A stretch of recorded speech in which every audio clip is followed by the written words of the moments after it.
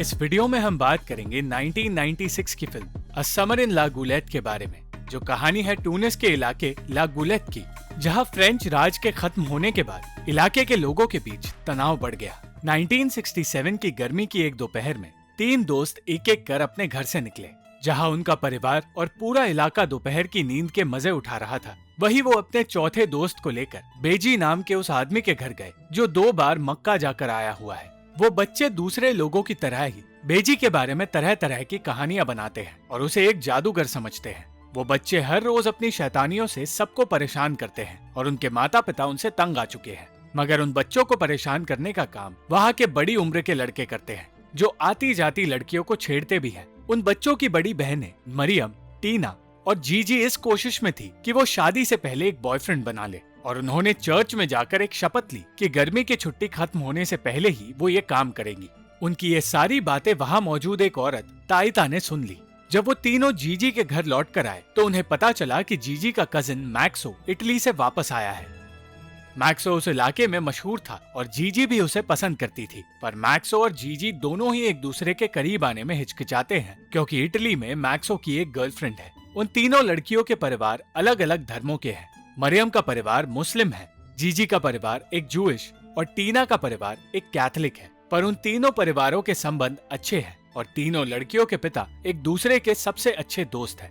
मरियम के पिता यूसुफ ने बेजी को अपने घर बुलाया था और ठीक उस वक्त वहाँ ताइता आ गई, जिसका शादियां करवाने का काम है। और हंसते हंसते वो ये बताने लगी कि वो जल्द ही कंगाल होने वाली है क्योंकि लोग खुद ही बिना किसी मदद के शादियां करने लगे हैं।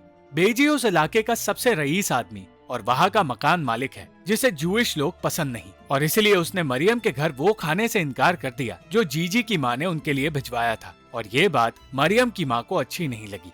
उस दिन बेजी ने गलती से मरियम को नहाते हुए देख लिया और उसके इरादे बिगड़ने लगे।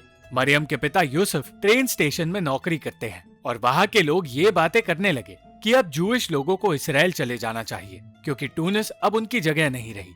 यूसुफ और उसके जैसे कई लोग ये मानते थे कि टूनेशिया जूइश लोगों का भी उतना ही है जितना मुस्लिम लोगों का है।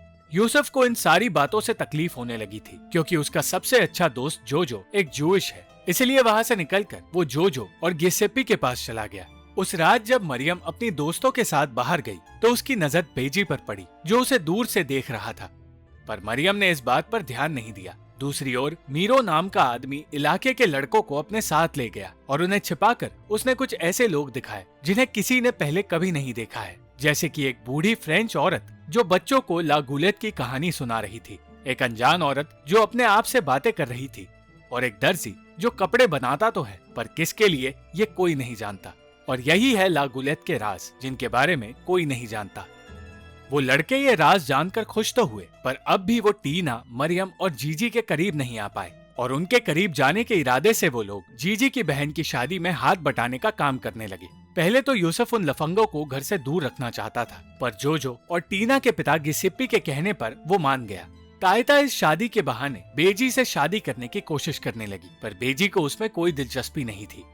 शादी का काम पूरा होने वाला था और उन लड़कों ने टीना, मरियम और जीजी को एक डेट पर चलने के लिए कहा, और इस बार वो लड़कियां मान गई। टीएसएफ नाम का एक आदमी उस दिन चिल्ला चिल्लाकर सबसे कहने लगा कि रेडियो पर उसने वॉर की खबर सुनी है और जल्द ही उनके देश में वॉर होने वाला है।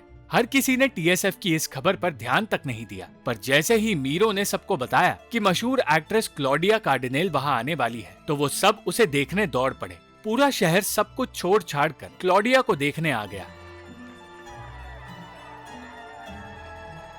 जल्द ही जीजी की बहन लुशेट की शादी की रात आ गई और इस शादी में हर कोई शामिल हुआ।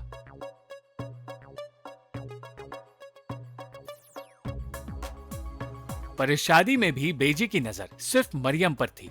शादी में जोजो के कहने पर क्लॉडिया भी शामिल हुई और सब इस बात से खुश थे। जैसे ही नाचने गाने में सारे मेहमान बिजी हुए, वो तीनों लड़कियां पार्टी से निकलकर एक कमरे में गई जहां वो लड़के उनका इंतजार कर रहे थे। और जैसे ही मरियम बेजी की नजरों से गायब हुई, वो बेचैन हो गया।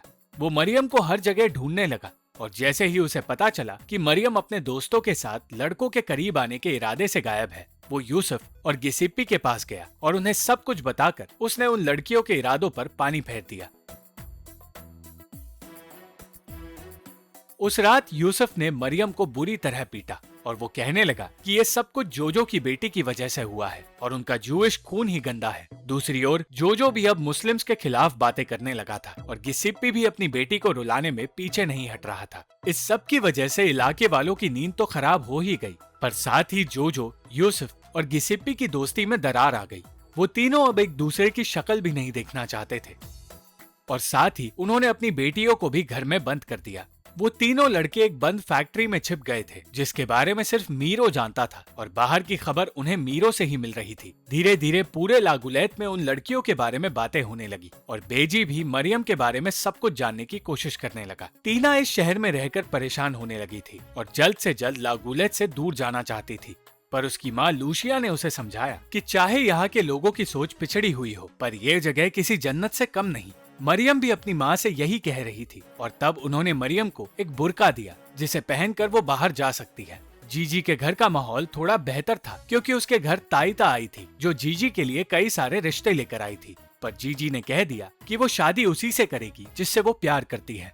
कुछ वक्त बाद मरियम के घर बेजी आया जो उससे यूसुफ के बारे में पूछने लगा। मरियम ने उसे बताया कि घर में कोई नहीं है, फिर भी बेजी वही बैठ गया। उसने कहा कि मरियम को बुर्का पहनाने की राय उसी ने दी थी ताकि कोई मरियम को परेशान न कर पाए, और तब इन्हीं बातों के बीच मरियम को समझ आया कि बेजी की नजर उस पर है। पर यह जानने के बावजूद बेजी से दूर होने की जगह मरियम ने इस मौके का फायदा उठाया और बेजी से कहा कि वो यूसुफ से बात करके मरियम को फिर से स्कूल जाने की इजाजत दिलवाए। बेजी ऐसा करने के लिए मान गया, पर उसकी शर्त थी कि मरियम को बुर्का पहनना होगा। गिसिप्पी, जोजो और यूसुफ के बीच तनाव बिल्कुल वैसे ही बढ़ता जा रहा था जिस तरह देश में मुस्लिम्स और जूस के बीच बढ़ रहा था। इलाके के लोग कोशिश करने लगे कि उन सब की दोस्ती हो जाए, पर उन तीनों में से कोई भी झुकना नहीं चाहता था। ठीक उस वक्त वहाँ बेजी आ गया और उसने यूसुफ को अपने पास बुलाया। वो उससे कहने लगा कि यूसुफ को मरियम और बेजी की शादी करवा देनी चाहिए ताकि वो और बदनामी होने से बच जाए। यूसुफ को उसकी बात बहुत अजीब लगी और वो इससे सहमत नहीं था, इसलिए उसने ऐसा करने से इनकार कर दिया। एक तरफ वो तीनों लड़कियां ये सोच रही थी कि वो अपनी शपथ पूरी कैसे करेगी, तो दूसरी तरफ बेजी की बातों से यूसुफ गहरी सोच में पड़ गया। कई दिनों तक सोचने के बाद वो जोजो के पास गया और उससे बातें करने लगा। उसे समझ आ गया था कि जूइश लोगों के खिलाफ भड़काने का काम बेजी ने किया है और आखिरकार वो दोनों पहले की तरह बातें करने लगे और उन्होंने अपने साथ गिसिप्पी को भी शामिल करने का फैसला कर लिया। महीनों बाद अपने सारे गिले शिकवे भुलाकर वो तीनों दोस्त फिर एक हो गए और एक साथ खुशियां मनाने लगे। कुछ दिनों बाद बेजी मरियम से मिलने गया, पर वो फिर से उसे कहीं नहीं मिली क्योंकि मरियम अपनी दोस्तों के साथ उन लड़कों के पास थी। जल्द से जल्द वो यूसुफ के पास ये बात बताने गया, पर इस बार यूसुफ बेजी पर ही चिल्लाने लगा और कहने लगा कि वो उसकी बेटी के पीछे पड़ गया है और क्योंकि उसने शादी से इनकार कर दिया है तो वो उसकी बदनामी कर रहा है। उन लोगों ने बेजी की बातों पर भरोसा नहीं किया, पर फिर ताइता ने उन्हें बताया कि उन लड़कियों की बातें उसने चर्च में सुनी थी और इस वक्त वो शहर से कुछ दूर उन लड़कों के साथ ही है। बिना वक्त गवाए वो सब अपनी बेटियों को ढूंढते हुए शहर से कुछ दूर गए जहाँ वो तीनों उन लड़कों के साथ है, पर इससे पहले कि वो लोग वहाँ पहुँचते वो लड़कियां वहाँ से भाग निकलने में कामयाब हुई और उन्होंने ऐसा नाटक रचाया जिससे उनके पिता को लगे कि वो हमेशा से घर में ही थी। अगले दिन बेजी ने जोजो की बहन और उसके बच्चों को उनके घर से बेघर कर दिया और मरियम समझ गई कि वो ये सब कुछ क्यों कर रहा है। तब उसने वही बुर्का पहना और शहर से गुजरते हुए सीधा बेजी के घर पहुंची। बेजी उससे आने की वजह पूछने लगा और तब उसे पता चला कि मरियम ने सिर्फ बुर्का पहना हुआ था। मरियम को अपने सामने देखकर बेजी इतना मोहित हो गया कि वो ये सब कुछ सह नहीं पाया और उसकी वही मौत हो गई। अंत में मिडल ईस्ट का वॉर भी खत्म हुआ और साथ ही लागुलैत की परेशानियां भी बेजी की मौत के साथ खत्म होने लगी। पर फिर जून 1967 में अरब जू वॉर के चलते टूनीसिया के जूइश लोगों को देश छोड़कर जाना पड़ा और टूनीसिया हमेशा के लिए बदल गया। पर चाहे वो टूनीसिया से चले गए हो, वो जूइश लोग कभी लागुलैत को नहीं भूल पाएंगे।